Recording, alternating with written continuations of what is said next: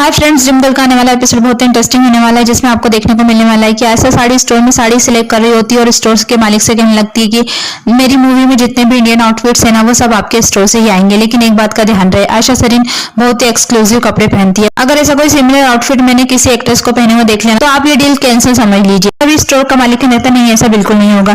तभी आयशा वहां स्टोर से ऊपर से विंडो में सामने नीचे रघु को देखती है। रघु की कार सामने वाले स्टोर पर आकर के रुकती है। कार का गेट खोल करके रघु आरती को आने के लिए कहता है। आयशा भी सोचने लगती है, ओ माय गॉड, आरती दी वो भी रघु के साथ, और वो सामने वाले स्टोर पर ज्वेलरी शॉप में चले जाते हैं। आयशा भी साड़ी के स्टोर के मालिक से कहते हैं सब ऑफिस में पहुंचा दीजिएगा, और साड़ी के स्टोर से निकल जाती है। रघु भी आरती को ज्वेलरी शॉप में लेकर के चला जाता है। ज्वेलरी शॉप के मालिक से कहने लगता है कि सिंह साहब मुझे जबरदस्त कुछ सेट दिखाई। आरती से कहने लगता है, आयशा जी आपको इनमें से जो भी पसंद है ना, वो आप इसमें से सिलेक्ट कर लीजिए, सब आपको मेरी तरफ से गिफ्ट है। आरती कहने लगती है कि रघु जी मुझे ये सब कुछ नहीं चाहिए। तभी रघु भी प्यार से कहने लगता है, मगर आयशा जी मैं आपको कुछ देना चाहता हूँ ना, तो प्लीज। ये सुनकर आरती भी मुस्कुराने लगती है। रघु कहने लगता है आप दिखाइए ना। आयशा भी अपने मुंह पर स्टॉल डाल करके ज्वेलरी शॉप के अंदर चली जाती है। रघु भी आरती से पूछने लगता है आपको कौन सा सेट पसंद आया, बताइए ना। तभी आरती कहने लगती है, देखिए रघु जी सब कुछ बहुत अच्छा है, लेकिन मुझे कुछ भी नहीं चाहिए। तभी रघु कहने लगता है, देखिए अभी 7वें दिन खत्म नहीं हुआ है और मैं अभी भी आपका बॉस हूँ, तो मैं आपको कुछ देना चाहता हूँ ना, प्लीज। आरती कहने लगती है, रघु जी इन सब की कोई जरूरत नहीं है, प्लीज आप मेरी बात तो सुन लीजिए। रघु कहने काका आप ही देखिए ना, समझाइए ना। तभी दिगंबर काका भी कहने लगते, बेटा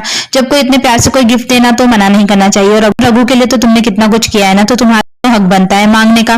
तभी आरती कहने लगती है, वह बात नहीं है, मैंने तो कुछ भी नहीं किया। आप हंस रहे हैं, मुस्कुरा रहे हैं, मेरे लिए तो इतना ही काफी है।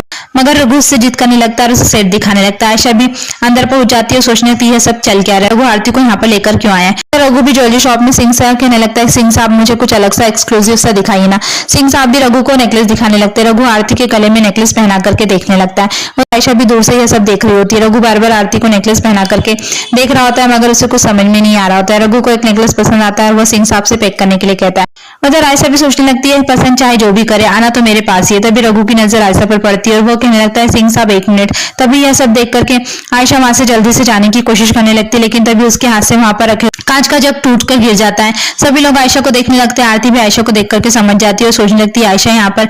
रघु भी धीरे धीरे आयशा की तरफ बढ़ने लगता है। आयशा भी घबराने लगती है। रघु उसके पास जाकर के पूछने लगता है, आर यू ओके। मगर तभी आयशा घबरा करके जल्दी से वहां से ज्वेलरी शॉप से निकल जाती है। रघु भी सोच में पड़ जाता है। दिगंबर काका पूछने लगते, क्या हुआ बेटा, किस सोच में डूबे हो। तभी रघु कहने लगता है, दिगंबर काका मुझे ऐसा लगा कि जैसे मैंने अभी अभी आयशा जी को देखा है। तभी आरती कहने लगती कि कभी कभी ऐसा हो जाता है, मेरे साथ भी ऐसा होता है। उसके बाद रघु नेकलेस पैक करवा लेता है। उसके बाद रघु आरती को छोड़ने के लिए घर जाता है, मगर रघु काका आरती के साइड का गेट खोलने के लिए उतरने लगते, लेकिन रघु कहने लगता है, काका रहने दीजिए, मैं करता हूँ। और आरती के पास जाकर के आरती के कार का गेट खोल करके उसे बाहर निकालता है। आरती कहने लगती है, ये सब करने की जरूरत नहीं है। तभी रघु कहने लगता है, आपके साथ जो भी किया ना है तो उसके लिए कुछ भी नहीं है। आरती भी कहने लगती है, मेरे लिए तो उतना ही काफी है उन सब बातों को भुलाने के लिए कि आप मुस्कुरा रहे हैं और आप अपनी आने वाली जिंदगी सुकून के साथ जी सकेंगे। तभी रघु कहने लगता है, और आपके साथ भी। यह सुनकर के आरती कहने लगती जी।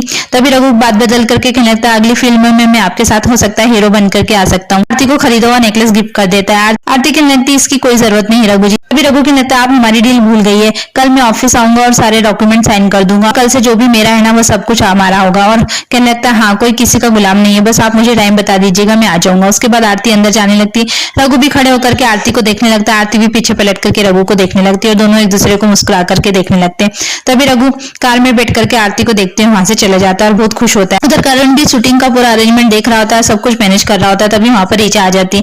रीचा को देख करके करण पूछने लगता है, तो मैम आपने डिसाइड कर लिया यहाँ से जाने का। तभी रीचा कहने लगती, क्यों, मैं तो यहाँ पर कुछ बनने आई हूँ ना, सीखने आई हूँ ना, तो देखना अब मैं अपने आप को कैसे प्रूव करती हूँ। तुमने तो कहा था ना कि काम ऐसा करो कि सब तुम्हें मिस करे। तो और करण से कहने लगती, कल रात तो सच में मुझे तुम्हारी बात पर बहुत गुस्सा आ रहा था, और फिर मैंने सोचा कि नहीं रीचा, तुझे हार नहीं माननी, कुछ करके दिखाना है। और करण को थैंक यू कहने लगती है और कहने लगती है, अगर कल रात को तुम मुझे इतना कुछ नहीं सुनाते ना, तो मैं कभी डिसाइड नहीं कर पाती। और उसे हक करके थैंक यू कहने लगती है। करण को भी लक्ष्मी की याद आने लगती है। वो रीचा से कहकर वहां से चला जाता है कि मुझे कुछ काम है, मैं अभी आती। रीचा भी सोचने लगती है इसे अचानक से क्या हुआ। उधर आरती और रघु दोनों एक दूसरे के ख्यालों में खोए होते हैं। दोनों एक दूसरे के साथ बिताए हुए उन 7 दिनों के पलों को याद कर रहे होते हैं, मुस्कुरा रहे होते हैं। उधर दिगंबर काका रघु को ड्रिंक ला करके देते। तभी रघु कहने लगता, नहीं काका, अब मुझे खुशी के लिए इसकी जरूरत नहीं है, क्योंकि मेरी जिंदगी में एक नई खुशी आ गई है। उधर आरती भी बहुत खुश होती है और रघु के दिए हुए नेकलेस को देख करके मुस्कुरा रही होती है। एपिसोड यही खत्म होता है। आगे की अपडेट के लिए हमारे चैनल को लाइक कीजिए, सब्सक्राइब कीजिए। Thank you.